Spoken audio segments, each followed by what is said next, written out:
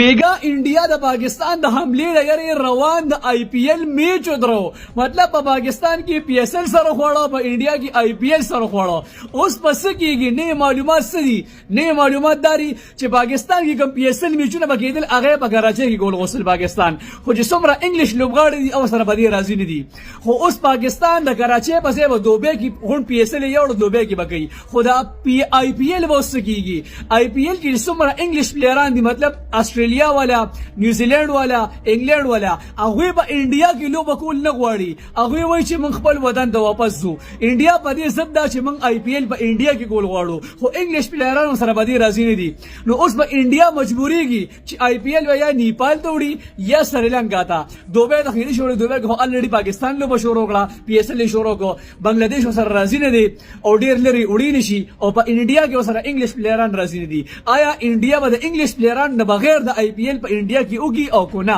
دا غټ سوال دی د دې لپاره کې تاسو وایي کونه نیپال یا سریلانکا ته وړي خپل رائے په کمنټس کې لازم راکړئ مننه